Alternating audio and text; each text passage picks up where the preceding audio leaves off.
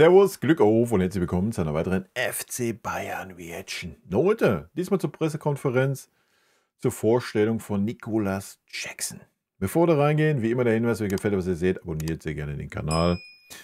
Ihr kennt das Motto, hypen, liken, kommentieren, abonnieren.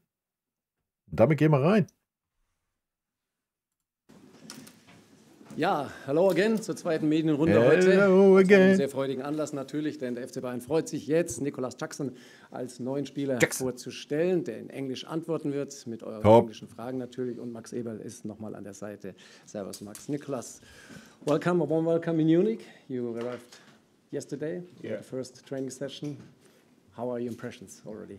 Yeah, very good. Very happy, to be here and training with the team. I know a few of them already, so yeah, I'm very happy to be here and can't wait to start the games. Okay, thank you, thank you. Erste Frage hier vorne, Reihe 1, Torben Hoffmann für Sky, bitte.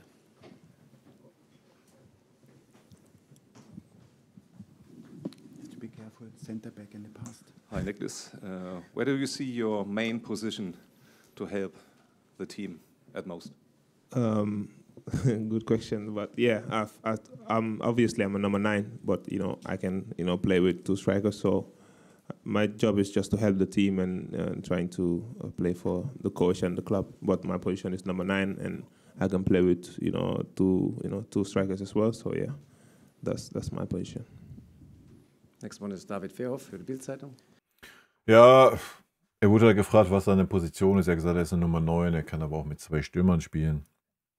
Und natürlich entscheidet der Trainer, wo er spielt. Ich denke, im Notfall wird er wahrscheinlich auch mal auf dem Flügel aushelfen. Ich kann mir aber sehr, sehr gut vorstellen, ja, dass man wirklich mit einer Doppelspitze bzw. mit Harry Kane auf der 10er gehen wird. Ja, ich meine, Harry Kane war im letzten Spiel schon der 10er. Kann ich mir schon sehr gut vorstellen, solange Musiala nicht da ist, dass das schon so eine Kombo sein könnte. Can you describe the days before the deadline day to stay here in Munich? Don't know what happened. Can you describe your feelings about that? Ja, wer soll er da für Gefühle haben, Alter? Ist das wieder eine dumme Frage wieder? Yeah, it was tough, tough times, difficult moments, in the last days. But I was very confident that I will stay here, and because here is what I wanna play, and I wanna be. So and I spoke to the coach and everybody. So it was very tough, but obviously at the end we got it. So I'm very glad, Yeah. Einmal hier vorne. Wechsel bitte, Julian. Ja, ist schon eher so Michael Olise-Style, ne? Kurze, knackige Antworten, bumm, fertig. Wolf für die Welt kommt gleich zu Wort. Hi, Nicholas. Welcome to Munich. You know the Spanish league, you know the English, the Premier League. Of course, you know the Bundesliga from TV and stuff. So, what do you think about the Bundesliga? What's the difference comparing to Premier League? I mean, I don't know the difference yet because I haven't played. But yeah, hopefully tomorrow I will know the difference. But yeah. Ja, was soll er auch jetzt einen Unterschied haben, wenn er noch gar nicht in der Bundesliga gespielt hat? Also das sind immer Fragen, Alter. Da fällt dir auch, das ist ein Armutszeugnis unserer Journalisten, sag ich euch. Ja? Lass den Jungen doch mal ein paar Wochen da sein und er sagt ja hoffentlich, der kann er spielen. Hoffentlich wird er spielen und dann kann er das so beurteilen. Yeah, obviously I've played in the Spanish League and English Premier League, but obviously tomorrow I will know the difference and maybe next conference I will tell you. Ja, ganz genau. Wieder auf der anderen Seite Klaus Bergmann für die DPA. Hello, Football writes some stories. On Wednesday you will see Chelsea again. What do you expect from this match and what are your goals here in Munich? My goals is like every other player, win trophies, and score a lot of goals for the team and help the team in every aspect. But yeah, obviously I play Wednesday with my former my club, but and my teammates before, so and obviously my friends. So I'm very happy to see them and obviously we have a good game, and hopefully we win. Nächster Stefan Kumberger für Sport 1. Max Nicolas hat ja schon beschrieben. Also sehr gute Antworten erstmal, aber die Fragen sind auch wieder 0815 Standardfragen. Also wie er den Deadline Day und die Tage davor erlebt hat. Wie habt ihr sie denn beim FC Bayern erlebt? Was war da vielleicht irgendwann mal der Gamechanger, um Nicolas dann doch nach München zu holen? Und wie dankbar bist du ihm und seinem Berater? Naja, der Gamechanger war, dass man sich Chelsea gefügt hat. Das ist der Gamechanger. Ja, Chelsea hat natürlich die Verletzung ausgenutzt, um da nochmal nachzubessern und nochmal ein oder andere Millionchen mehr rauszukitzeln. Ich meine, die hat ja dann angeblich der Spieler übernommen, wenn man Uli Hoeneß da glauben darf. Aber natürlich hat man sich dann die Vertragsdetails ein bisschen diktieren lassen. Ne? Berater, die ja auch sehr deutlich gemacht haben, dass sie nach München wollen. Ich glaube, das ist der entscheidende Fakt, dass wir als einen Spieler zu uns holen wollten, der unbedingt zu uns wollte. Und eigentlich war Samstag alles erledigt, bis dann die Verletzung kam von Delap. Dementsprechend hat Chelsea dann natürlich nochmal gesagt, ja gut, wir haben einen Spieler, den holen wir jetzt wieder zurück.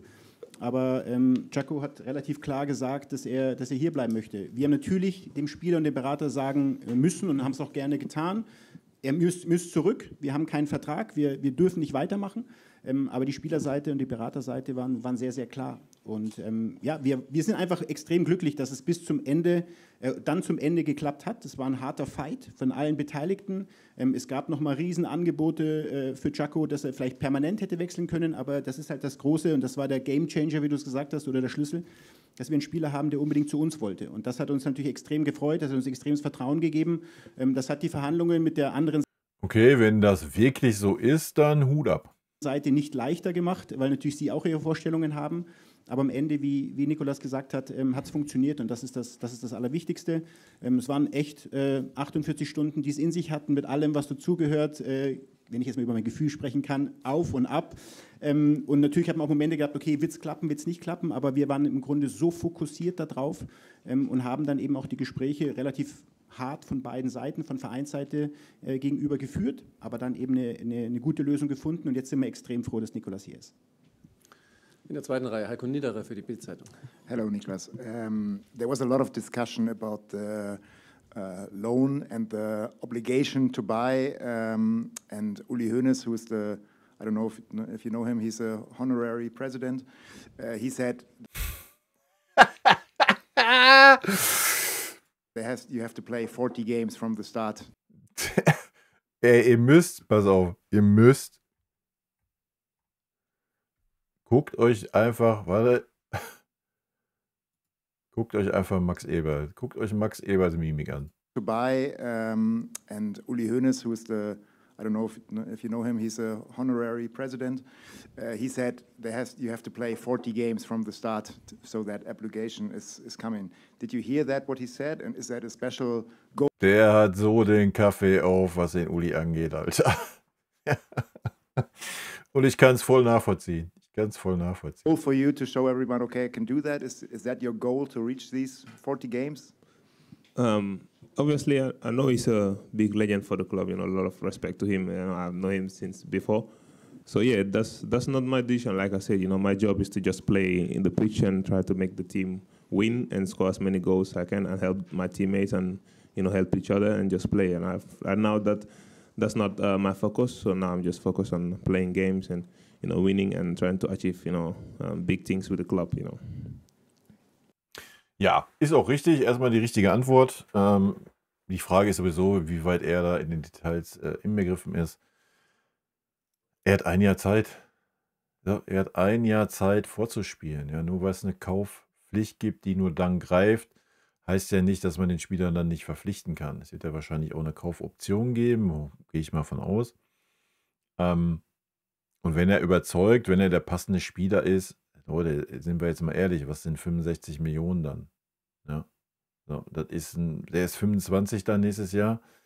Das ist halt ein marktgerechter Preis. So sind die Preise halt einfach. Ja, guckt euch einen Woldemaler an, der für 90 gewechselt ist. Also wenn der bei uns überzeugt ins System passt, warum sollte man den Spieler dann nicht verpflichten?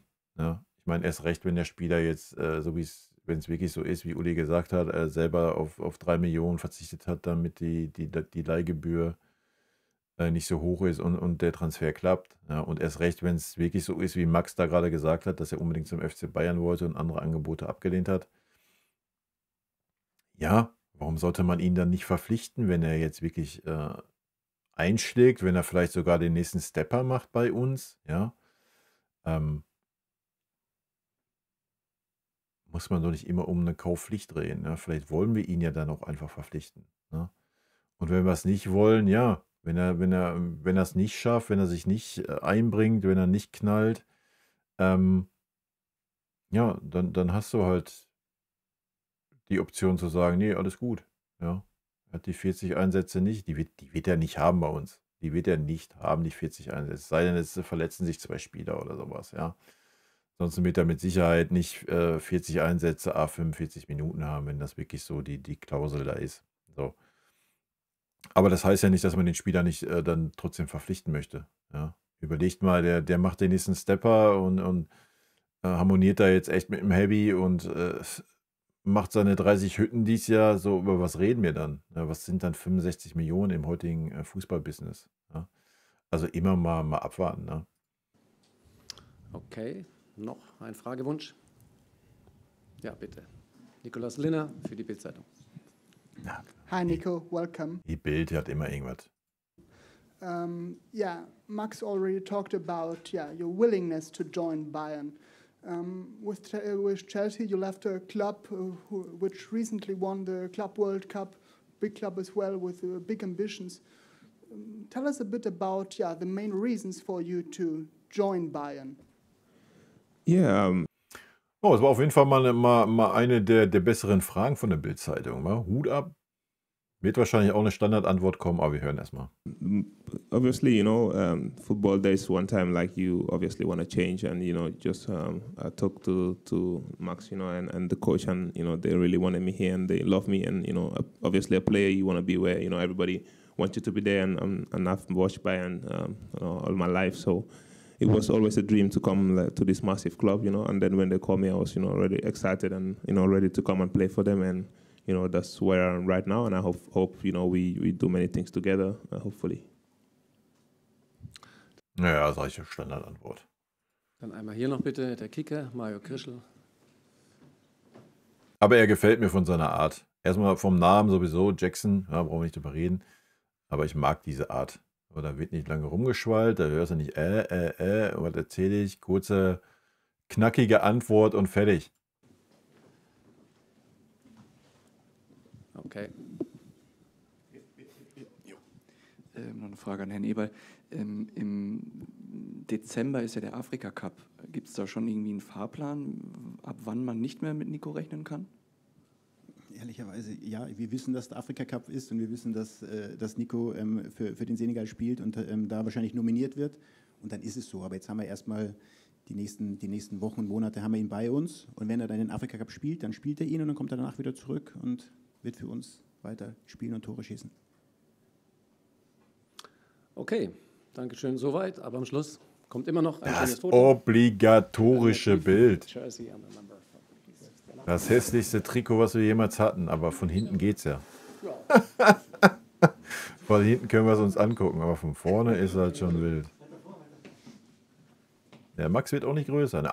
Mal schönes Handy hoch, ne? Zack, gibt keine Kameras mehr heute. Einfach Handy raus und fertig. Gut. Ja, wie gesagt, vom Typ her genau mein Style. Gefällt mir. Kurze, knackige Antworten. Das war's. Vorstellung von Nicolas Jackson. Ich bin sehr gespannt auf ihn, freue mich auf ihn. Ich denke, er wird eine Bereicherung sein, auf jeden Fall für den Kader. Und dann schauen wir mal, in welcher Art und Weise. In diesem Sinne, Leute, rot-weiße Grüße gehen raus, habt ein schönes Wochenende, haut rein, bis dann. Tschüssi. Vielen lieben Dank für euren Support hier auf dem Kanal. Und in diesem Sinne, gute Freunde kann niemand trennen.